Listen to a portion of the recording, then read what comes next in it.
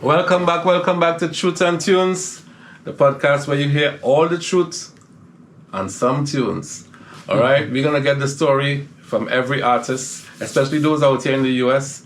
You know, trying to inspire the youths back in Trinidad that it is possible. I'm not saying you have to leave Trinidad for it to happen, but I'm letting you know that if it's not happening there and you do leave, there's an interesting journey out here, right?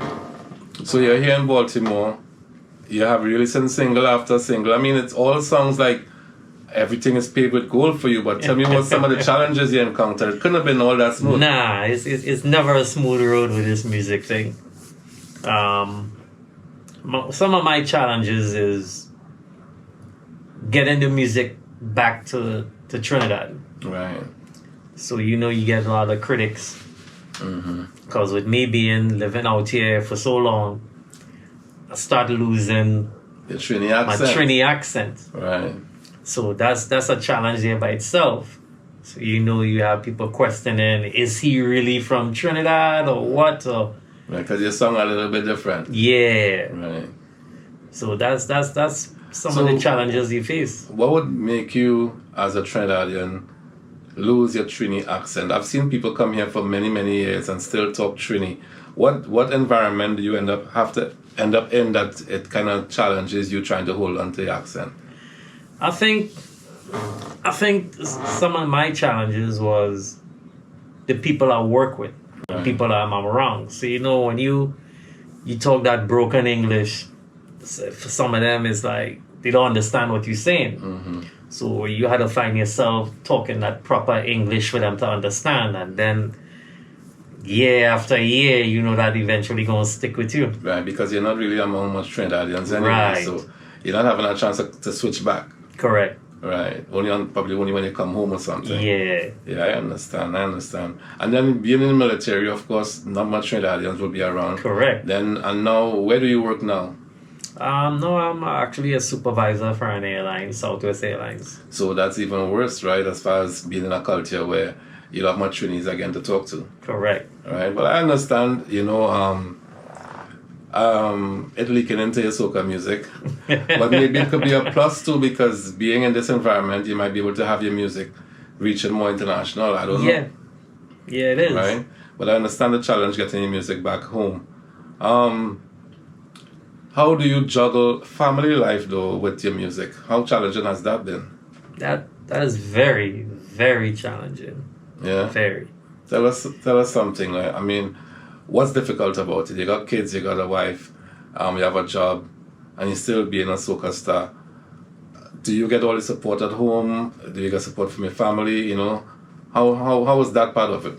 Well, yes, I get the support, but sometimes it have its days where I need to be in certain places.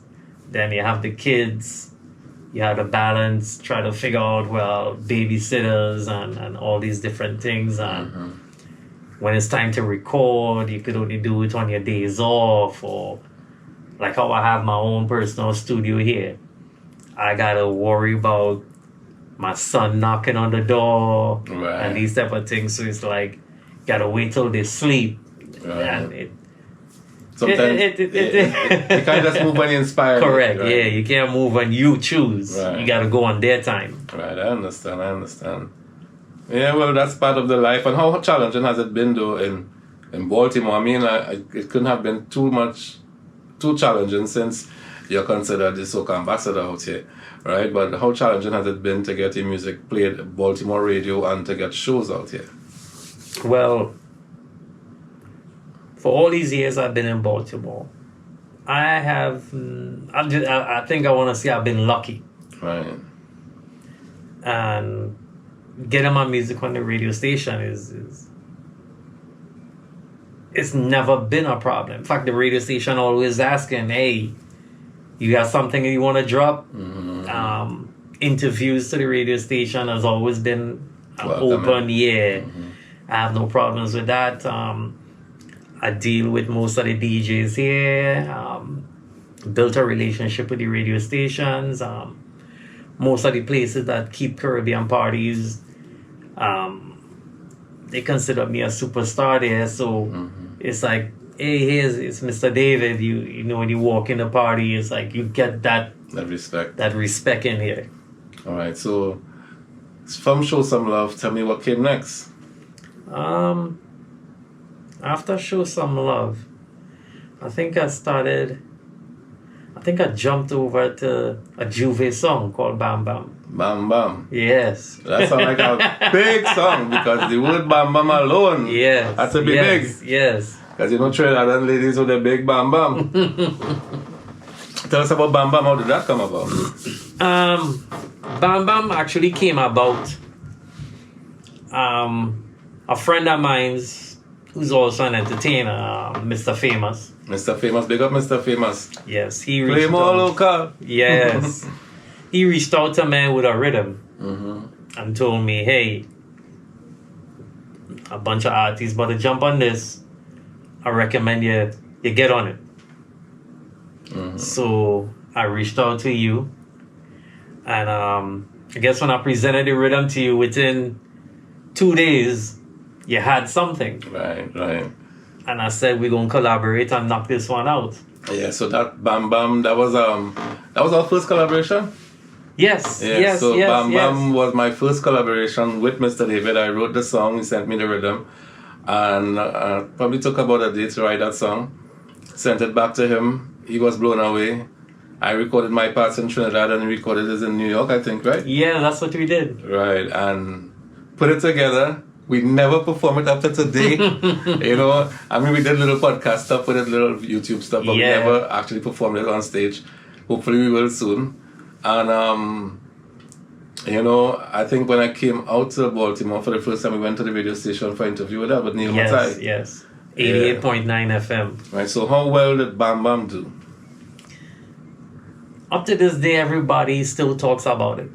Yeah, it is a big song. Yeah, the majority of my shows, they always ask me, are you going to perform this one? You going to perform this one? I'm like, yeah, I'll do it. Yeah, I mean, if you listen to Bam Bam, people, it's a Juve song. And trust me, it has all the elements of Juve. You know, it's a real big Juve song. You know, it tells a real Juve story. The rhythm has that real, you know, early morning kind of vibe. Yeah. You know, waiting on that truck. So look out for Bam Bam. All right? So let's take in Bam Bam right now then. Let me jump on the Bam Bam.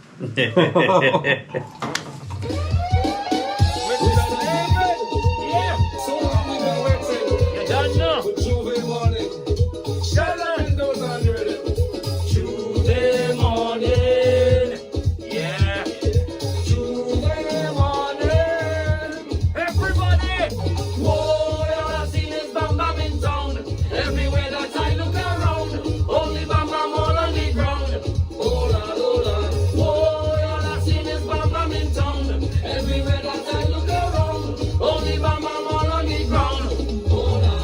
Tuesday morning, I wake up early and I'm gone in. Down and I hear my name calling. Hit me without a warning.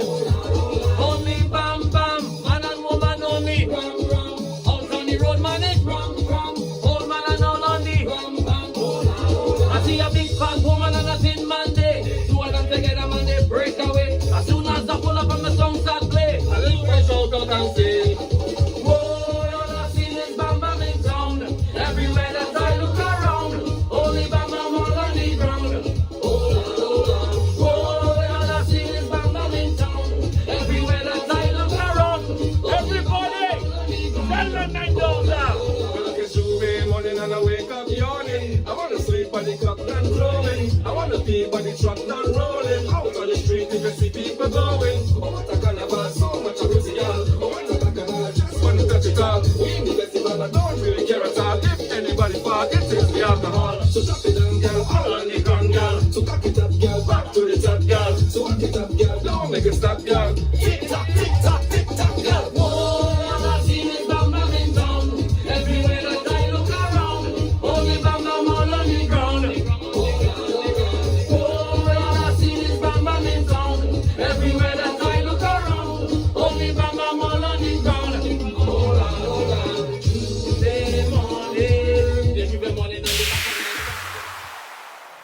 sure they like that Bam Bam. That Bam Bam looking big. Yeah. So, but before Bam Bam, I think we jumped the gun a little bit. You had Singleness. Yes. And Singleness was one of your biggest songs. Still is. Still is. Yeah, Singleness did well out here too, right? Yeah. Did you have a video for Singleness also? Yes, there's a music video out for Singleness also. Right. Singleness actually became again a #1 song in Europe. Another anthem. Yeah, another anthem. That song was actually written by Steve Steely Jr. Wow. Big up, Steve. Yeah, Singleness became huge in Europe. Actually got big in the US. It was playing on the radio stations in New York, Baltimore, Miami. Wow. So that was one of my big songs. So you always had a lot of great writers writing for you too. Yeah. Right. So after Singleness and Bam Bam, I know you had quite a few more. You had songs like Just Go. Yeah. Right, which was another big one. You had a music video for that too, right? Yes. And after Just Go, what came next? So what songs? the Trini, every Trini in a foreign rock. Yes, foreign rock. Right. Foreign So rock. Who produced Just Go? Just Go was produced by I got that rhythm also from Famous. From Famous also. Yeah, I got Right. that one from Famous. I can't remember the name of the rhythm. Right. But what's his name? Cassie, Raymond Rambarine. A lot of them was on it. A lot of them was on that rhythm also. Trini in a foreign rock, that was Nice Nation, was it? Yes. Right. How you got a link with Nice Nation? Because Nice Nation, of course, we know is one of the biggest producers in Trinidad. How you got that link? I think I don't know how we became friends on Facebook. But he was always liking my stuff. And then when I realized who he was, I reached out to him. And then we exchanged numbers and stuff. And then he was like, hey, I want you to listen to this rhythm. And I listened to it. I was like, that's like a new school soca thing. I think they call it the zest music. Right. So I was like saying, this is another challenge right here. I was like, how am I going to compete with these young cats and them with this zest music? So once again, I reached out to you, and in no time, we had something. Right. And it actually fit into the whole catalog of the rhythm. Right, and it's called Foreign Rock, right? Yeah, Foreign Rock. How well was that received in the US? Foreign Rock was playing in a majority of a lot of the clubs here. Wow. It played in Europe, in the clubs here, parties in New York. It did well. It did well also. All right, and after Foreign Rock, you moved on to what? What was the next track after Foreign Rock? Mr. David have so much music, people. Right? I'm trying to keep up with him too. Now, I wrote quite a few of his songs myself. Yeah. And even for me, it's hard to remember, you know. I know we had Behind the Truck. That was another Nice Nation. Yes. Right. And that was actually the first song I ever Help Right. Help Right, yeah. Which I was amazed with that one there too. Yeah, I think we wrote that right here. Yeah, we wrote that right and actually recorded it right here too. Yeah, we recorded it right here too. For real. Behind the Truck was a big one. Yes. Yeah, that song did pretty well. It even played in Trinidad too. Yes. Yeah, that was on radio. I know it was playing on Red 96.7. Correct. 7, is that it? Yeah. Yeah. Right, and so after Behind the Truck came which track? And I know we had Make We Name. Make We Name. Make We Name is one of my most favorite songs from Mr. David. And it's not one that I wrote, but trust me, I love that song a lot. I love the production, I love the music. I love his voice on that. I think this is where you challenge yourself even further. Yeah. It took me about 2 months to master that one. Yeah, he sang his heart out on that one. And that's why I love that one, you know. Because as a writer, when you're writing for artists, most times you write within their range, or within their tone. And because you're writing for them with them not being present, you don't try to do too much that they can't do when you give them the track to sing, right? But I think the writer for Make We Name really pushed you on that one. Who was the guy behind that one? Daryl Graves. Daryl Graves. Very, very good. I think he writes for Kes and he wrote for Patrice and he wrote for a lot of the big names out there. Right, so you really got that you can tell that some songs like it was one of them. I think that song still hasn't gotten the justice that it needs. Correct. Right? That's a real big song. Make We Name, look for it, people. As a matter of fact, let's take in Make We Name. We'll be right back.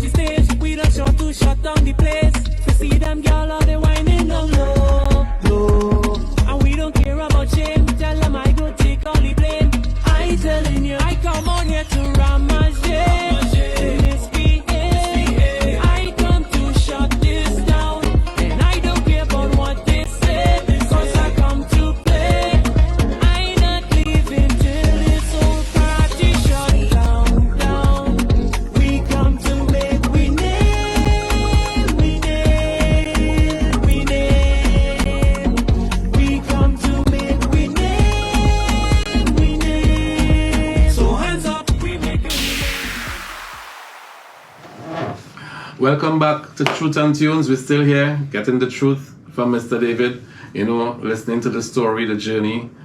You can tell it's been a lot of successes. You know, every story is not going to be like this one. You know, right. Other artists have even more challenges than Mr. David had. But what made it easy for you being in Baltimore? Was there like much competitions? Were there other soca artists here? Did you collaborate with any artists out here? It only had like a handful of artists out here. And one thing I've always told myself, if you really want to be an artist, care about yourself like an artist. Right.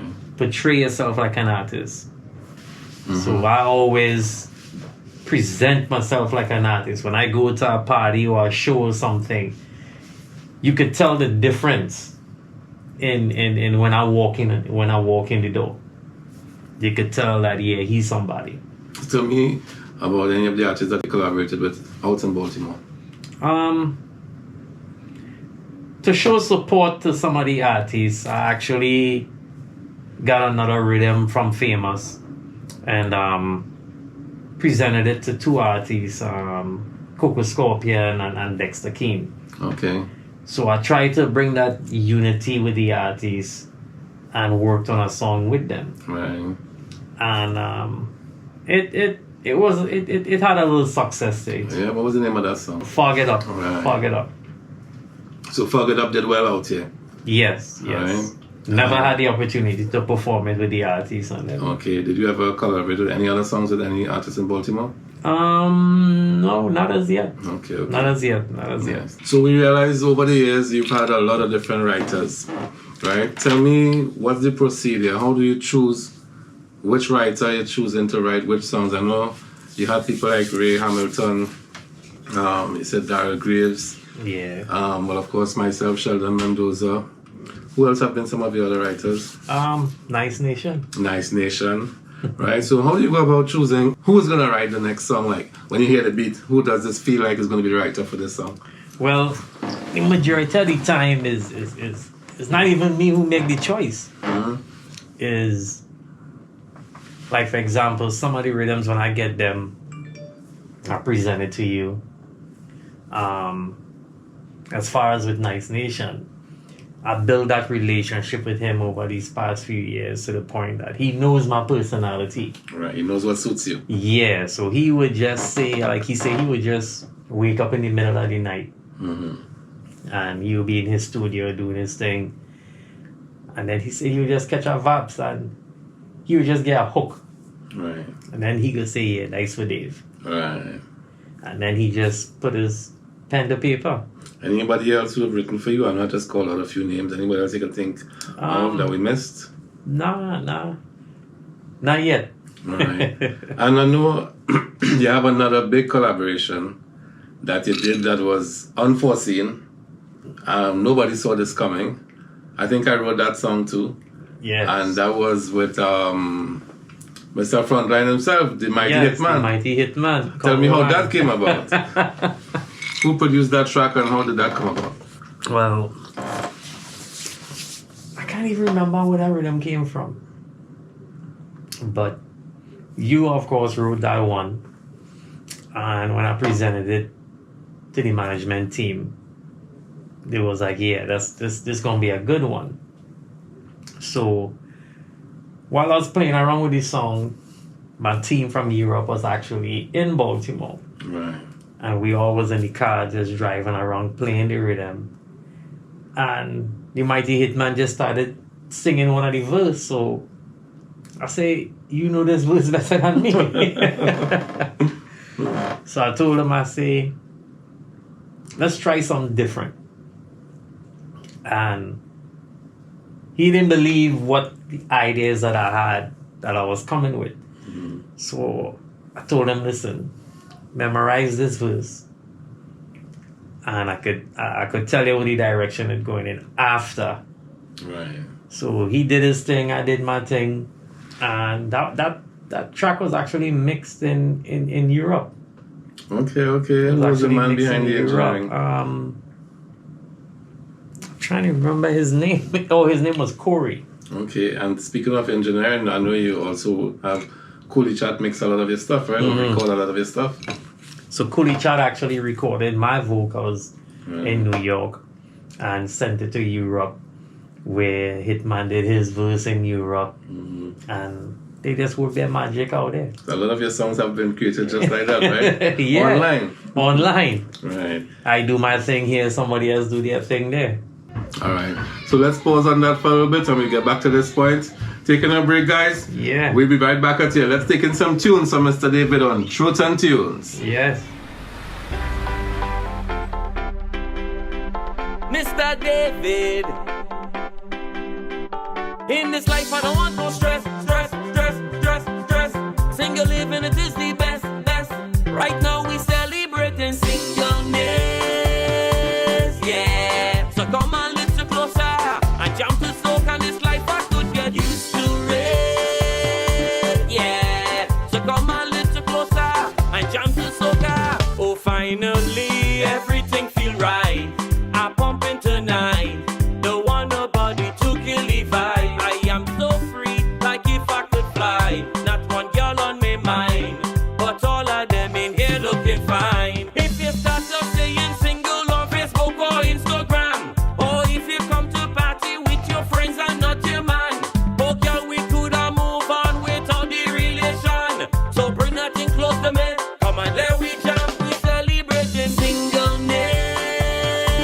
Yeah. So come on, little closer and jump to soca. This life I could get used to it. Yeah. So come on, little closer and jump to soca. So yeah, we are here on Truth and Tunes. Right now we're sipping on some truth. Yeah. You know, some truth with cranberry juice. So, Mr. David, being in Baltimore, achieving all this success, who are some of the people behind you in Baltimore? Like, who are the DJs that play your music, you know?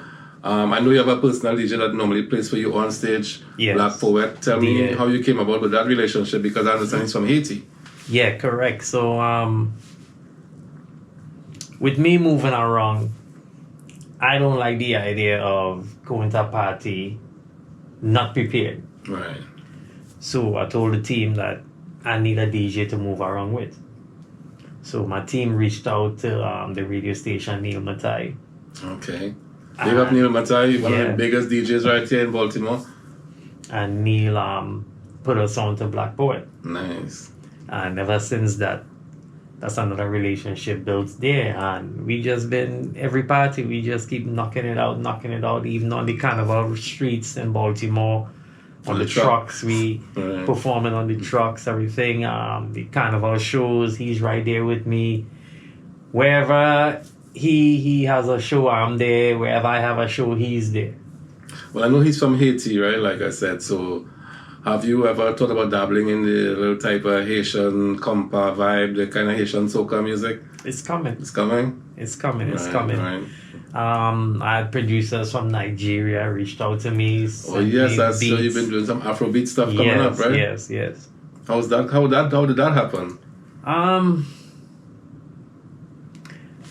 I have some producers that actually work with me at my job, and they heard some of my music and stuff, so they be sharing my music out there in Nigeria and Africa and stuff. Wow. So they have producers out there that told them, hey, we need to work with this guy. Nice. So look out for Mr. David all the way in Africa. Yes. Nigeria, look out. Right, and of course I know you also work with DJ Smalley out here. How's that relationship? How did that come about? Smalley is basically one of the big DJs out here in Baltimore. So same thing, any party he's there. We build that close relationship. I'm promoting the whole carnival. He's part of the carnival committee.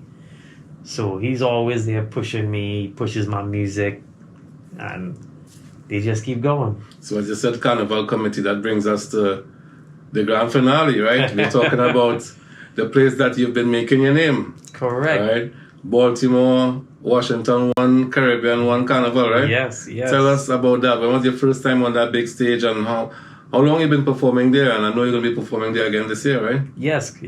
I've been performing for Baltimore Carnival for about 5-6 years. Wow. 5-6 years on that stage. How was that experience been like? Great. Yeah. Great. They always reach out to me months before the carnival so I could have time to prepare myself. Right, make sure you're available. Yeah, promote the carnival, push it. I built a relationship with the whole carnival committee. So they always supported me. Right, and do you do new music for Baltimore Carnival, or is it like the music you do from Trinidad Carnival rolls over into Baltimore Carnival?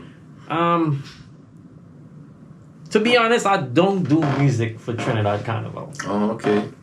I just do music. And where it hits, Wherever it hits, it hits. Right. So Trinidad Carnival in February, March. Baltimore Carnival is in July. So I always had to support the Baltimore Carnival because that's where I'm from. Right.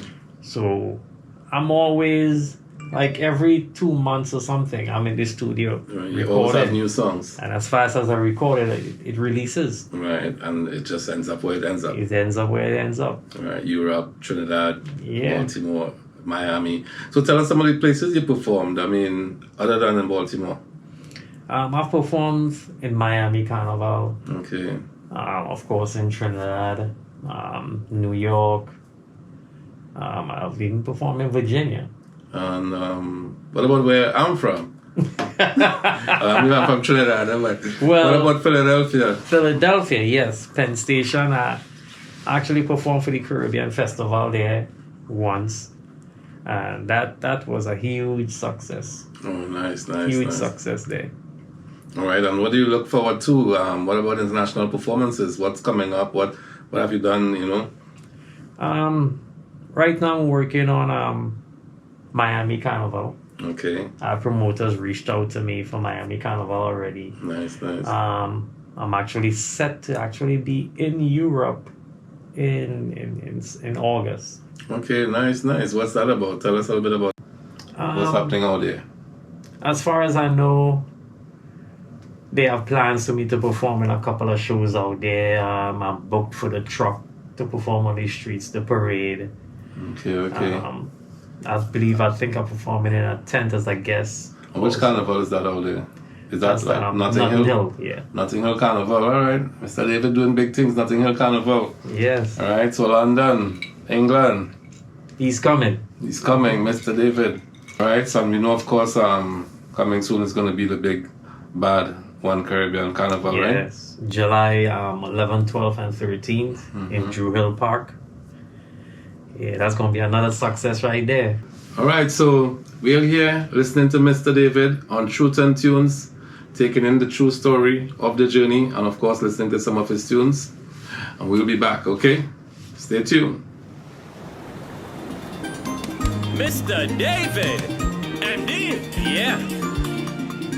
Leave me alone, leave me alone, leave me alone, girl. Leave me alone, girl. Lord, if you want to go, go, girl. I'm begging you this time. Leave me, let me go and wine. If you want to go, go, girl. I'm begging you this time. I'm still going out on lime. Yeah. They say this year's no carnival. Corona stop the festival. I can't wine on no pretty girl, but I not staying home at all. To tell me party virtual, it's my ancestors' ritual. So with this habitual, to try to stop me back and just go, just go, just take your things them and go. Just pack your bags and pick up your rods, girl, take your whole frame and show if you want to go, just take your things them and go. This carnival can't stop at all. I just want the whole world to know if you want to go. Go, girl, I'm begging you this time. Leave me, let me go and wine. If you want to go, keep it moving. Go, girl, I'm begging you this time. I'm still going out on lime. Hey, yo. So, what can we look forward to in the future from Mr. David? Where do you see yourself? You know, what's the plans? Any plan of retiring soon, or are you just going to be going down till you lie down, as they say? Going down to the last. I go down to the last. My whole thing with this music thing is not to have that huge hit, but to leave my name and a mark. So it's like a legacy. Yeah. And what about like awards, Grammys? What are you thinking about? Anything like that in mind, or you just do music for the love? Well, I plan on finishing up an album, Okay. which with the whole genre, what I'm doing is not just soca music. Right. I try in different styles, different things that suit my personality. Okay. Saying that, I know you did some reggae in the past, Yes. right? Yes, With Tony yes. Flavor. The late Great Tony Flavor. Yes. You know, rest in peace, Tony Flavor, one of the most Yes. beautiful voices ever out of Trinidad and Tobago and Germany. Yes. Right? And of course, I featured on that track too. Yes. Right? That track was called Together. Yeah, Together.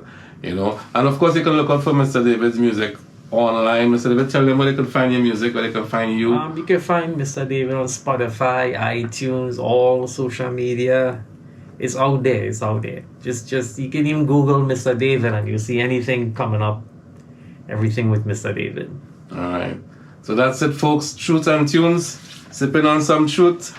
Playing some tunes, Mr. David. Yes, cheers. It's a pleasure having you. Always. Thank you for having me in your beautiful studio and welcome me into your home. All right, enough respect to the family. Big up, Brenda. Ladies and gentlemen, this was the first episode of Truth and Tunes. Yours truly, Sheldon Mendoza. Mr. David, Yeah. telling the truth, sipping on some truth, listening some tunes. Stay tuned. Big up yourself.